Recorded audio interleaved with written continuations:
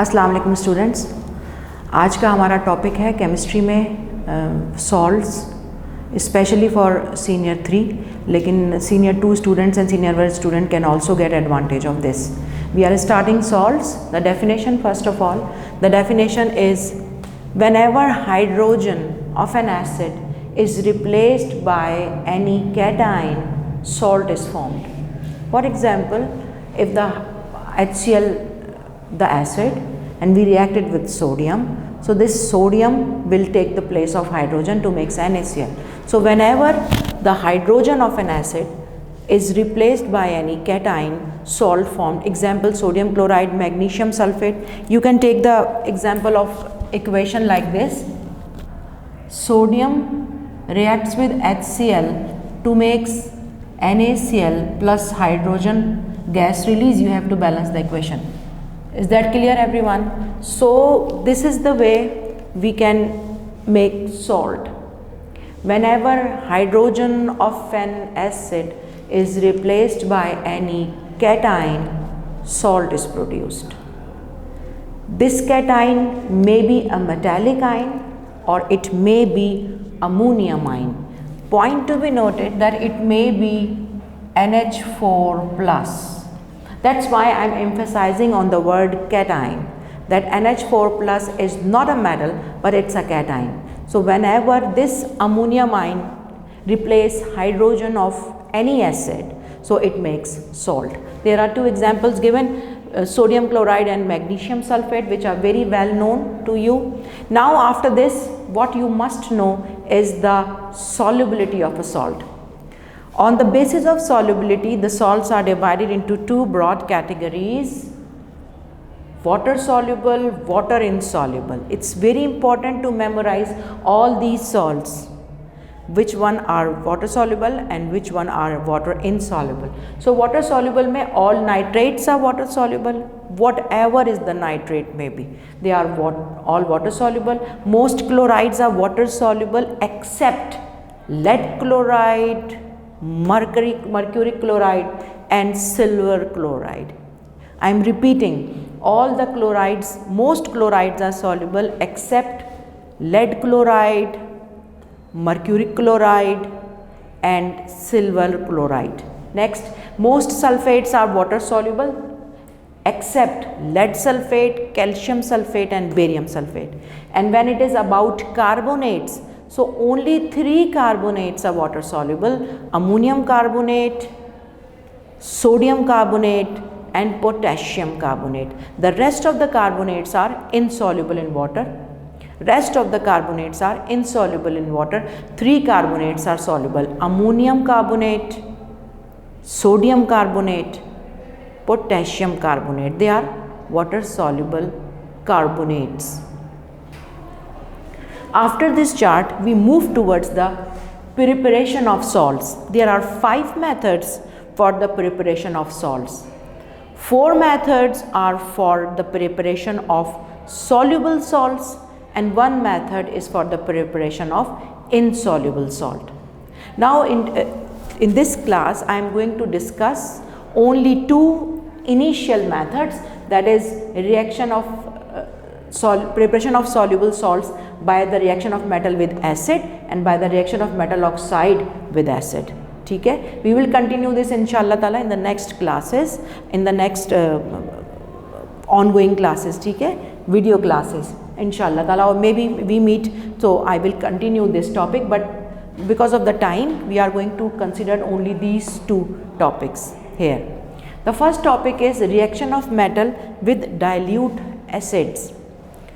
This is the first procedure for the preparation of soluble salts. Soluble salts, there are total 5 methods, 4 for soluble and 1 for insoluble salt. Reaction of metal with dilute acid. Okay, for this reaction there are a few limitations of reaction. Number 1, this reaction cannot be performed for most reactive metals in the reactivity series. Like we cannot think about that adding sodium pure metal to hydrochloric acid. It would be a drastic, violent reaction. So this method is used for not for the topmost metals but for the fairly reactive metals like zinc, aluminium, magnesium, iron. These are the metals which are fairly reactive metals. When we are making the salts of these metals, so the first method can be used, reaction of metal with dilute acid. For example, I am taking the example of aluminium. It is in the past recent papers you may find it to make the aluminium salt, okay, aluminium chloride, to make aluminium chloride by using aluminium and HCl definitely. Okay, I take aluminium solid, HCl aqueous. The equation would be AlCl3 and hydrogen gas. You have to balance the equation. So there are 3 chlorines. So you have to balance the equation. 3 2s are 6. It's 6 hydrogen, 6 hydrogen, 6 chlorine. 3 2s are 6 chlorine, 2 aluminium, 2 aluminium. Now the equation is balanced. This is the balance equation for the reaction. Aluminium is taken in the powdered form and in excess. Aluminium must be taken in powdered excess form plus HCl dilute aqueous. Mix them well. After some time, how you are going to find that the reaction is completed?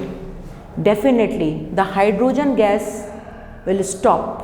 The formation of hydrogen gas will stop. It means that the reaction is over. Okay, for this reaction aluminium powder must be taken in excess so as to the reaction the acid should be completely consumed during the reaction. The acid must not remain. So in this reaction, if we say HCl is a limiting reagent and aluminium is an excess reagent. So we take aluminium powder in excess and HCl aqueous, we mix them both and wait till the hydrogen gas stop.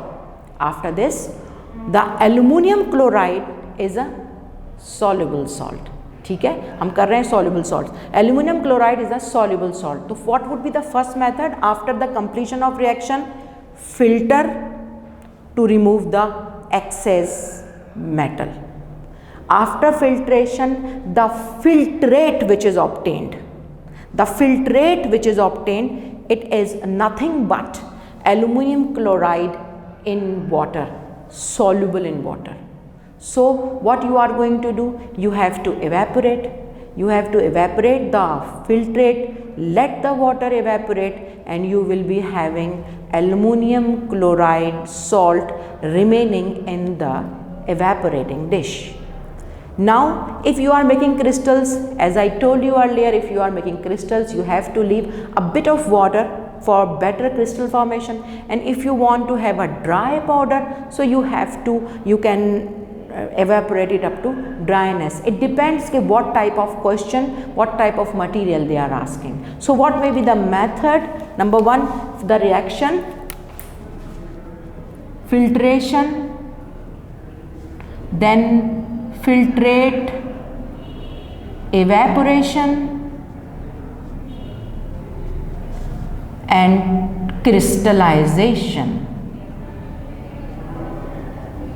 It may be crystallization or it may be up to dryness. Okay ji. The next method, reaction of metal oxide with dilute acid.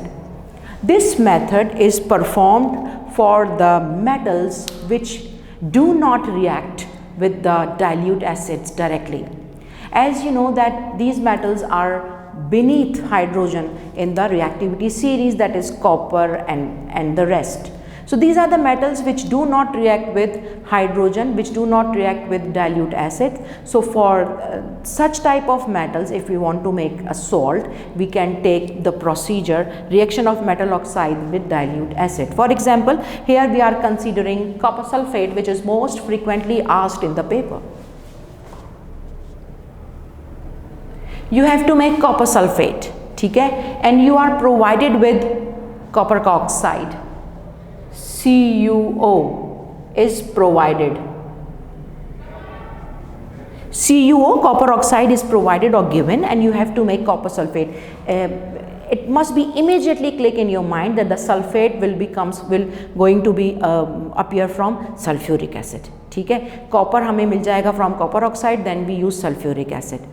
Okay, for this reaction, one thing you must note down that for this reaction we need heat. This reaction won't happen at a room temperature. So either you heat the acid or either you heat by mixing the oxide with acid after this, but the heat is must in this case. For example, the equation would be copper oxide plus H2SO4 makes CuSO4 and water.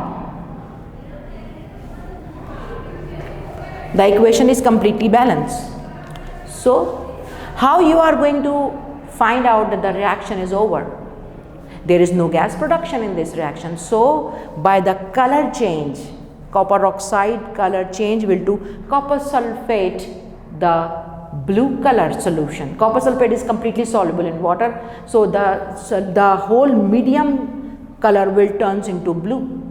Otherwise the copper oxide is black in color, the oxide ore of copper is black in color. So when the reaction starts, you may find the black solid at the bottom of the beaker, and when the reaction finishes, the reaction over, the copper sulfate solution is formed. So the color of the whole medium, the whole liquid portion of the medium will turns blue. So for this reaction, copper oxide must be added. Again the same procedure, the copper oxide must be added in an excess. The powdery copper oxide must be added in excess. So the sulfuric acid is completely consumed during the reaction, and then copper sulfate which is formed, which is water soluble, blue in color, it can be separated by, again, first the filtration to remove the copper oxide, then the filtrate to be evaporated to produce blue crystals of copper sulfate salt. For a larger crystal, make it in your mind, keep it always keep it in your mind that for a larger or bigger crystal you need to leave a few drops of water or in the dish, and you have to turn off the flame. So that water would be utilized to make big crystals, and that water would be called as water of crystallization. So if we summarize the whole procedure, that you are provided with copper oxide, you perform the reaction, the blue color appears. Okay? The blue color shows that the reaction is over. So the excess of copper oxide is filtered copper oxide, then filtrate is blue solution of copper sulfate. Now you have to evaporate until the point of crystallization, and at the end you will be having blue color crystals of copper sulfate. This is the whole topic for today. Thank you so much.